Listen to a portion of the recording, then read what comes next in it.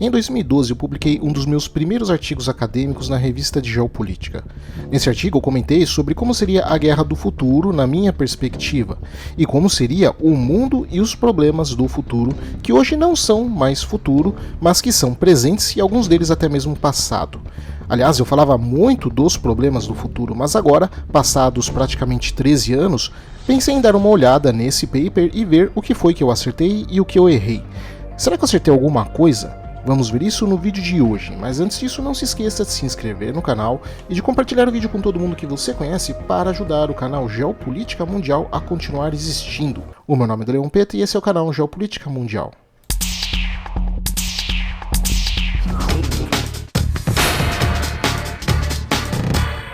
Agora pessoal, antes de ver se eu acertei ou errei as minhas previsões, tem uma previsão que eu errei e eu preciso admitir porque me envergonha muito, que foi o fato de não ter dolarizado os meus investimentos lá atrás, ainda em 2015 quando eu tive a oportunidade de fazer isso.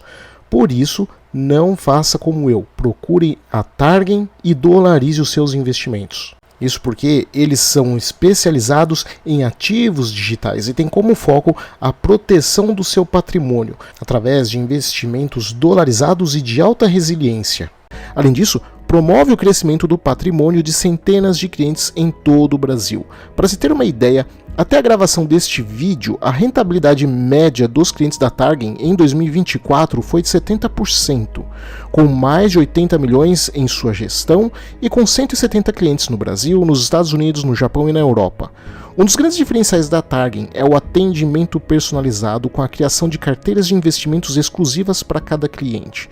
O mais importante, o dinheiro investido permanece o tempo todo sob controle do cliente, ou seja, ele fica com você, sem que nenhum único centavo passe pela Targen. A empresa só é remunerada se o cliente tiver uma performance positiva.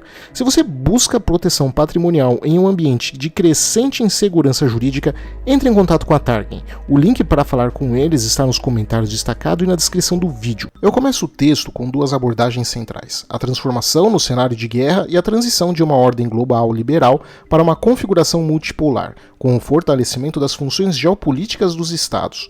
Lembrando que em 2012, o que se falava era que o mundo estava cada vez mais globalizado, interdependente e se falava até mesmo no fim das guerras e no fim das fronteiras.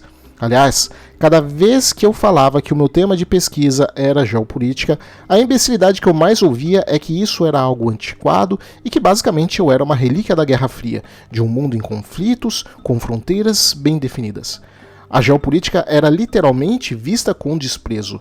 É claro que hoje é diferente, com ela sendo até mesmo banalizada, virando um termo que se aplica para qualquer coisa, principalmente para aquilo que não tem nada a ver com geopolítica, sendo que nem a física quântica, só que para ciências humanas, sendo usada essa expressão para qualquer coisa que não tem nada a ver. Mas enfim, isso é foco para outro vídeo. Então, ok. O texto destacava que o mundo estaria vivenciando uma democratização, entre aspas, das tecnologias militares. Isso significaria que a vantagem tecnológica que os países ocidentais possuíam sobre outras nações estaria diminuindo, com o desenvolvimento de novos tipos de armamentos e pesquisas científicas. O cenário de guerra no futuro prometia ser bem diferente, uma vez que a partir do século XIX a humanidade passou por um ciclo contínuo de inovações tecnológicas e científicas sem precedentes. Isso trouxe novos desafios que poderiam impactar a geopolítica. Nesse contexto, as grandes potências continuariam a protagonizar uma corrida armamentista semelhante ao que ocorreu ao longo da Guerra Fria. Porém, as tecnologias envolvidas agora seriam muito mais sofisticadas. Assim, o que antes era considerado ficção científica, em breve estaria se tornando realidade. Uma coisa que o texto bateu muito forte foi em cima das transformações nas relações internacionais a partir dos anos de 80 e 90, porque a vasta maior parte da literatura na época, em 2010, 2012, se baseava na ideia de que o discurso da globalização havia ganho força com o objetivo de reduzir as barreiras comerciais e de reestruturar as relações econômicas globais, dando maior autonomia a autores não estatais como empresas privadas, ONGs e sindicatos. Esses grupos, ao contrário dos estados, supostamente teriam uma maior capacidade de atuação global, contornando fronteiras políticas e escapando do controle governamental. Assim, esse discurso pró-globalização trouxe a ideia de que o Estado-nação estaria em declínio, já que o poder de controle e regulamentação dos governos parecia ficar cada vez mais fraco diante da ascensão de grandes corporações transnacionais. Mas o que o texto que eu escrevi defende é que, na verdade, o Estado-nação não estava em declínio, e que isso era um erro generalizado de analistas das mais variadas áreas, porque em muitos casos, apesar de perder parte do controle para atores não estatais, entre aspas, o Estado continuava a desempenhar funções cruciais como a regulação de normas sociais, a manutenção de defesa, a infraestrutura de comunicação e a própria economia, e que na verdade o Estado estava até mesmo ampliando ainda mais a sua projeção sobre a população e não diminuindo como a maioria enxergava. E bem, hoje, olhando para isso, vemos que de fato foi isso que aconteceu. Hoje o Estado avança ferozmente sobre o seu controle social. As redes sociais se transformaram em ferramentas de monitoramento da opinião pública e até mesmo de manipulação. E as leis são cada vez mais invasivas, restringindo a liberdade.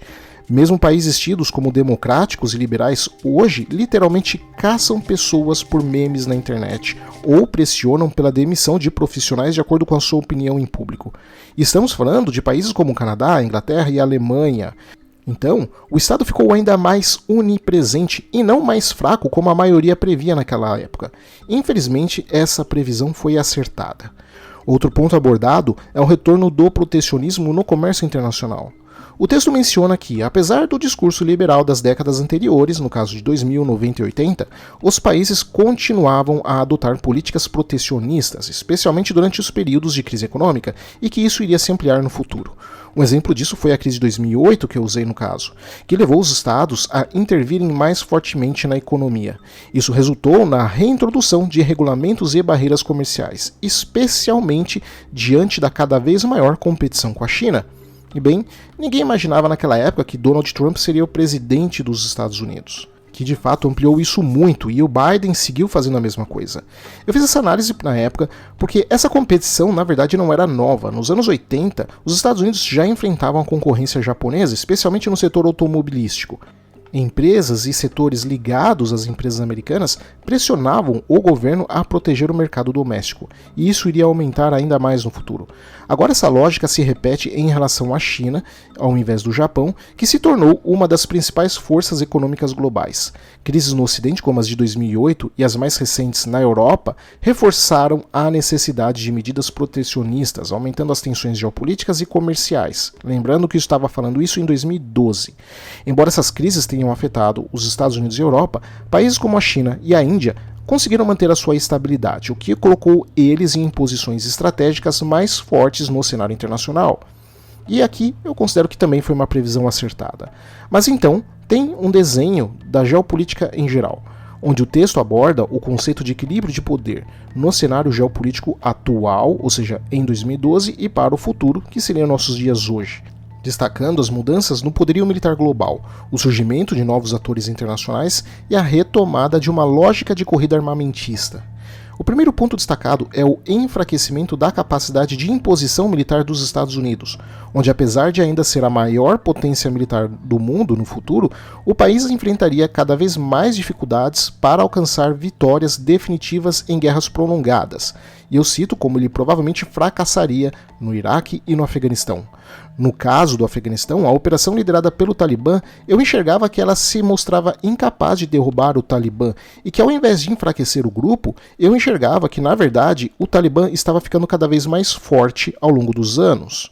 Isso demonstrava a ineficácia de ações militares convencionais contra grupos insurgentes descentralizados. Esse foco dos Estados Unidos no Oriente Médio e na Ásia Central teria um custo estratégico para eles, porque ele iria limitar a capacidade americana de intervir em outras regiões asiáticas, o que eu acreditava que iria abrir espaço para que outros países, especialmente na Ásia, fortalecessem a sua posição regional. Essa situação iria fragmentar a capacidade hegemônica dos Estados Unidos e iria criar uma oportunidade para o surgimento de um cenário mais próximo de um cenário multipolar, onde outras potências iriam buscar aumentar a sua influência regional.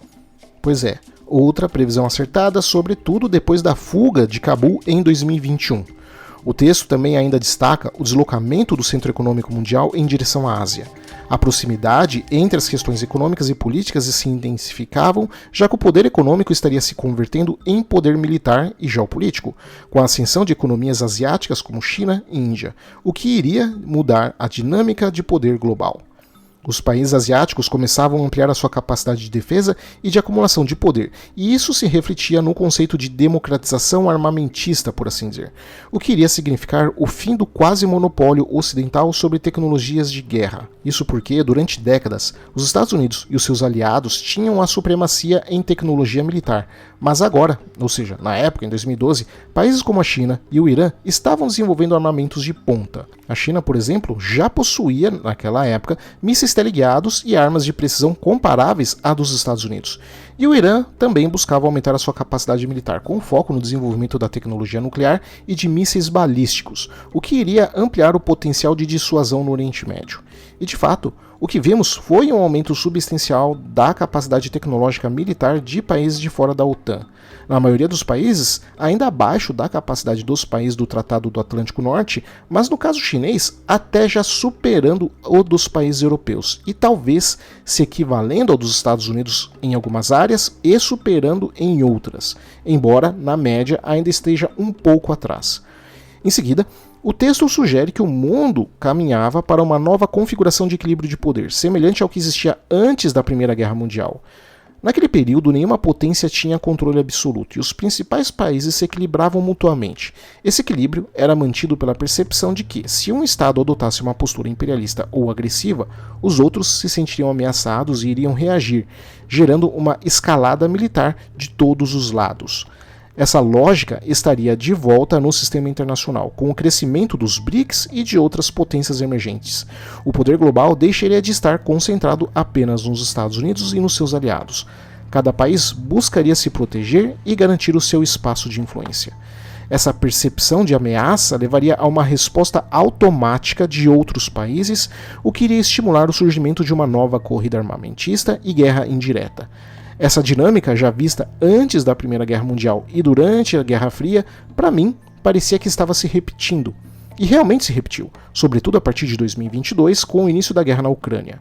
Mas então no artigo eu falei sobre quais as tecnologias que eu via que iriam definir o campo de batalha no futuro. E aqui fica um pouco bizarro. O primeiro, a abordagem crescente da utilização de robôs no campo de batalha, e como essa tecnologia estava transformando a natureza da guerra.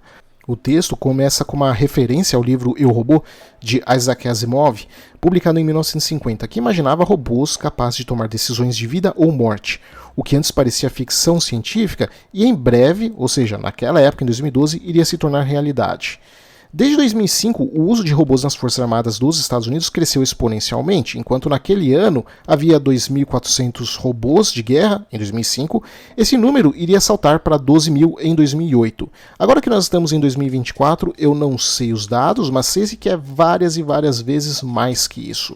E quanto a robôs que tomam decisão de atacar ou não, drones com capacidade de julgamento de abrir ou não fogo já foram testados na Líbia, por exemplo. E aqueles robôs representavam apenas a primeira geração de uma série de inovações tecnológicas militares. No artigo, ele aponta que o uso de robôs no campo de batalha não apenas iria alterar a forma como as guerras seriam travadas, mas também mudaria a percepção pública sobre as guerras. Se antes as batalhas eram associadas ao sacrifício humano e à presença de soldados no fronte, agora a minha preocupação era que as operações poderiam ser conduzidas a milhares de quilômetros de distância por operadores em salas de controle, o que iria levar a uma desumanização do campo de batalha. E bem, vimos que o uso de drones na guerra na Ucrânia está levando a um cenário drasticamente novo e está acontecendo isso, com as pessoas vendo mortes umas das outras por causa dos drones como se fosse um simples jogo de videogame. O que está também desequilibrando e obrigando a indústria militar global a se renovar às pressas. Infelizmente, essa é uma outra previsão acertada.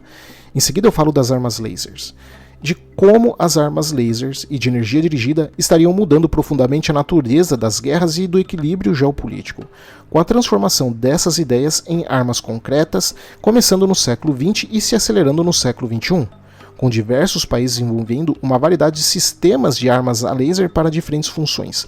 No paper eu comento sobre o ABL, um laser aerotransportado que consistia em um laser montado em aeronaves que voavam a grande altitude. Essas aeronaves poderiam rastrear alvos como mísseis balísticos em fase de aceleração e com um sistema de laser químico de iodo oxigenado, ele poderia destruir os mísseis antes que eles atingissem o espaço. Esse sistema em específico foi cancelado, mas de lá para cá vários outros foram criados. E alguns outros já estão operacionais em fase de testes.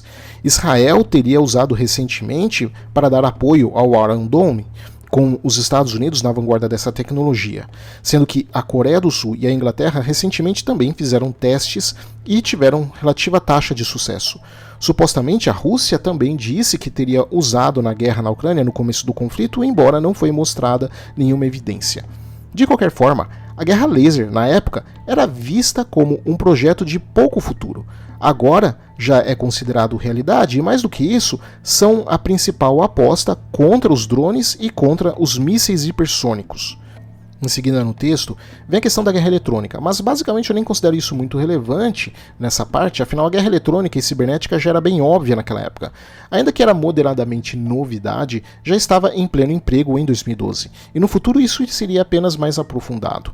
Já naquela época, as guerras eletrônicas já haviam se tornado uma das principais ameaças do século XXI, afetando não apenas o campo de batalha militar, mas também setores civis, como o financeiro e a infraestrutura crítica de países.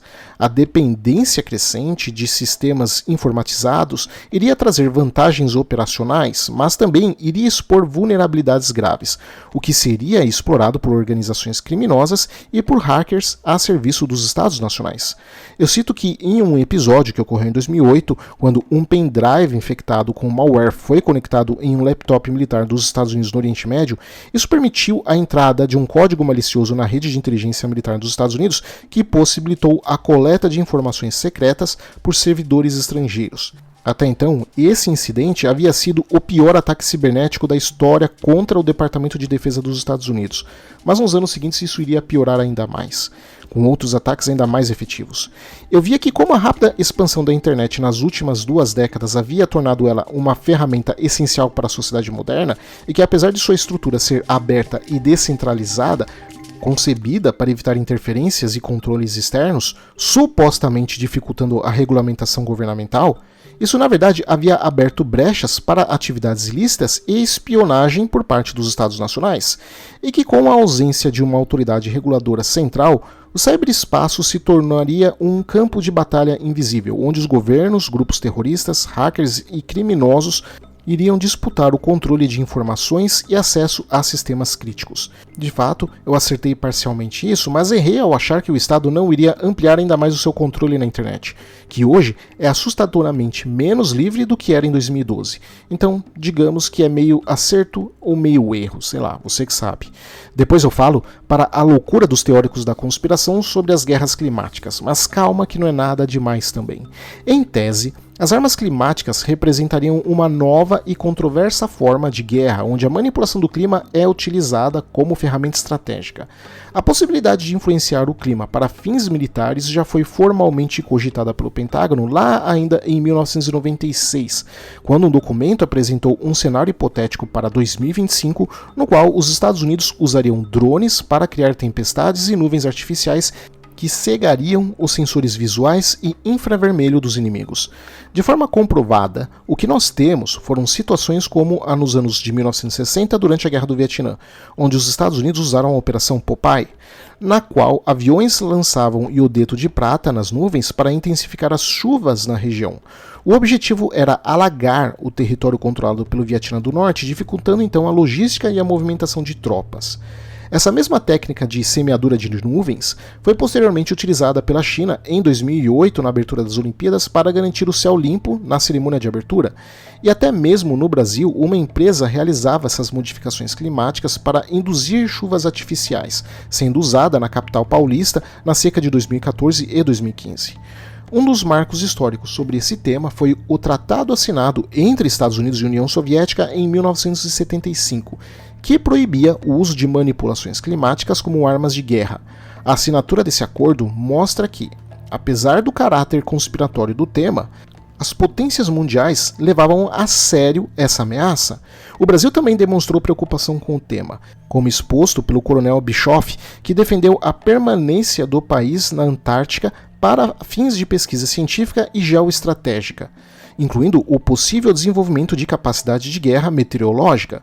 No texto, eu afirmo que uma figura-chave no desenvolvimento de teorias da manipulação climática foi o cientista sérvio Nikola Tesla, que sugeriu que ondas de rádio de baixa frequência poderiam influenciar a ionosfera, criando uma coluna de energia que iria alterar as correntes de jato e, consequentemente, as condições climáticas.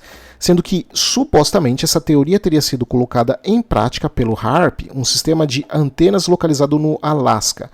Porém, hoje esse projeto HAARP já acabou. E até hoje nós não sabemos de fato qual foi a sua finalidade. Então eu penso que aqui eu cometi um erro de afirmar o seu uso, já que nada foi nunca provado, incluindo a teoria do Nikola Tesla. Entenda, não há comprovação com relação a essa possibilidade. Essa discussão é antiga, embora tenha carências de provas, porque em um relatório de 1982 do Pentágono, ele sugeriu que existia um sistema soviético capaz de criar camadas artificiais de ionização na atmosfera, possibilitando a manipulação climática, mas novamente nada devidamente comprovado. As armas climáticas, apesar de parecerem ficção, foram levadas a sério por governos e militares, mas o fato de eles levarem a sério não implica que seja verdade ou possível. Então aqui eu penso que eu errei parcialmente. Guerras climáticas ainda não são realidade. O que temos são semeaduras de chuva que até se popularizaram de lá para cá, mas ainda não vimos isso no uso militar. Por fim, eu falo dos caças de quinta geração. Eles se destacam por sua tecnologia de furtividade, que os torna invisíveis aos radares inimigos, e pelo uso intensivo de tecnologia, conectividade e sistema de vigilância e reconhecimento. Esses caças também utilizam uma interface homem-máquina mais avançada, integrando comunicações e recursos computacionais para melhorar a eficiência em combate. O principal símbolo dessa geração de aeronaves, na época, era o F-22, produzido pelos Estados Unidos, e o F-35 ainda era um projeto e muita gente até achava que iria fracassar. Na verdade, até hoje tem gente que tem essa discussão. Eu havia mencionado que o domínio dos Estados Unidos em caças de quinta geração estimulou outros países a desenvolverem suas tecnologias de aeronaves modernas para reduzir a dependência da tecnologia estrangeira, mesmo que não fossem necessariamente para a quinta geração.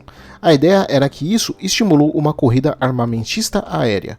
No Japão, a recusa dos Estados Unidos em vender o F-22 levou o país a desenvolver o projeto ATD-X Shinshin, que na época eles previam inaugurar em 2014. Na Europa, o desenvolvimento conjunto do Eurofighter Typhoon, que foi liderado pelo Reino Unido, Alemanha, Itália e Espanha. Embora a França até tenha participado desse projeto, ele se retirou em 1985 para desenvolver o seu próprio caça, o Dassault Rafale, que é altamente reconhecido no mercado internacional de defesa. Fora do círculo dos aliados dos Estados Unidos, a atenção recaía sobre os projetos da Rússia e da China, que desde aquela época buscavam desenvolver seus próprios caças de quinta geração para competir com o F-22 e com o F-35. A Rússia havia atualizado o Su-35, um caça de quarta geração, embora o seu maior salto tecnológico teria sido supostamente o desenvolvimento do Su-57, mas até agora não vimos ele de fato sendo usado, apenas boatos de que teria sido usado em algumas operações especiais na guerra na Ucrânia, e as imagens dele na última feira militar na China colocam em dúvida a sua viabilidade como caça de quinta geração. A China, por outro lado, também tem avançado, mas de forma muito mais agressiva no desenvolvimento de caças dessa nova geração.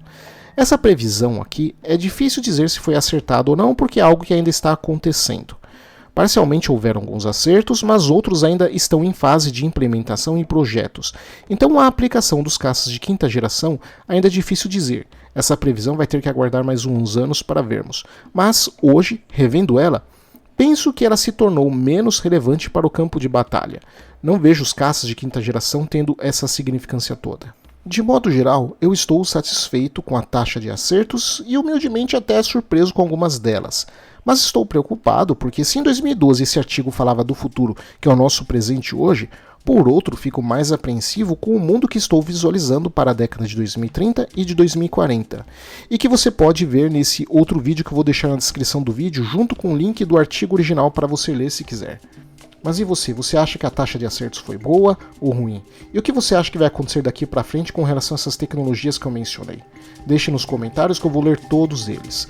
Obrigado a todos, espero que vocês tenham gostado e não se esqueçam de se inscrever no canal e de compartilhar o vídeo com todo mundo que vocês conhecem para ajudar o canal Geopolítica Mundial a continuar crescendo. O seu apoio é muito importante. Abraços e até o próximo vídeo.